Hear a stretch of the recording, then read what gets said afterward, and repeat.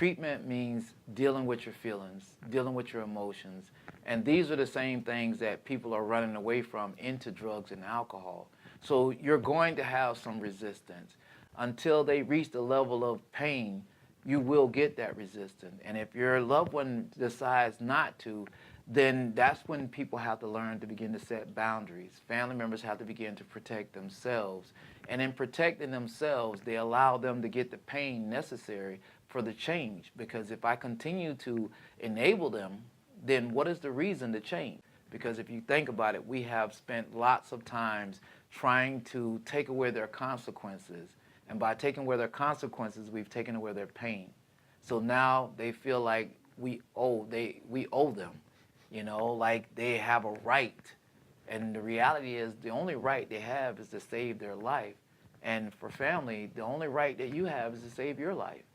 And sometimes you have to separate or detach in order to save your life. And that's a very difficult thing because it hurts. I've been in a position myself where I've had to save 3 lives by allowing myself to separate from 1 life, because sometimes the addict will take the family down. Family members have to learn to separate themselves from the disease, separate the person from the disease. And when you see the resistance, it is the disease. That person is still there, still loving, still caring, but the disease is stronger at that time. So they have to begin to say, if this is what you continue to do, I can't help you. When you're ready, I will. So it allows them to think about it and take responsibility, because the only one can change or correct what's going on is them. When you get to the point of detachment, again, detachment is a very painful process for a family member, because what people usually think is that I'm leaving my kid to die. I'm going to just walk away from my kid. I've seen family members say that they will give their life for their children, who are dying with this disease.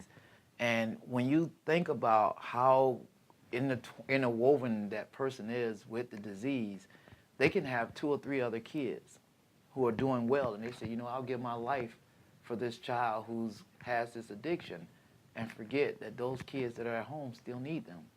And the kid that they're trying to get their life for still isn't ready to change his life.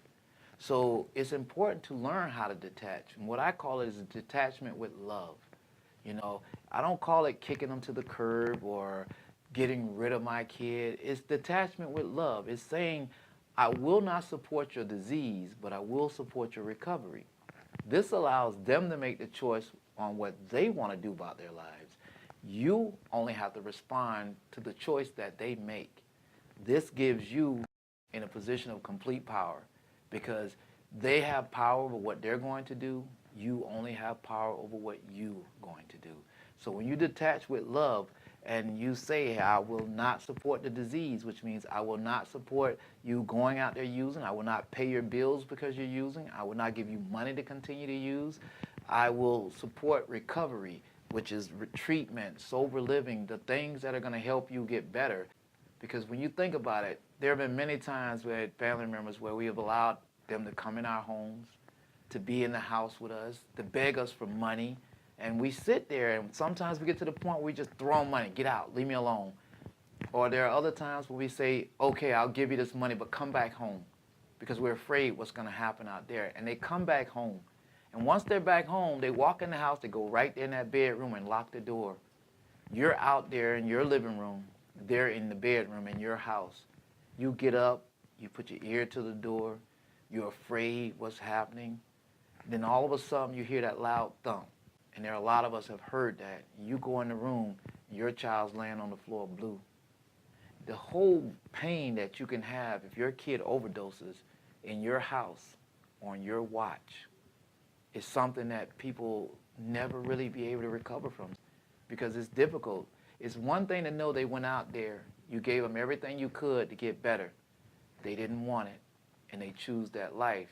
Then to look at yourself and say, I enabled the behavior that killed my child because I didn't want to detach. I wanted to continue to control. But how can you control what you can't control? It's really important to learn how to detach, to be able to not enable, to allow them to go through the process because there's a process in the disease to where they hit a bottom, where they get sick and tired of being sick and tired, that they want to change. And when they reach that point, that's when we're here saying, I'm ready to support your recovery. You're ready for recovery? I got your back. I'm supporting you. I'm going to help you through this. But if it's the disease, I won't support that, because I don't want you to die on my watch. Because that's a hard place to be when you walk past that room every day thinking, my kid died there. That's hard for a family. That's hard for a parent. And as we know, as parents, we want to die before our children. We don't want to bury our children. And if we continue to enable them, that's a risk that we take every time we give them money to continue to use, every time we support all the negative behaviors that keep them using. We really have to think about that.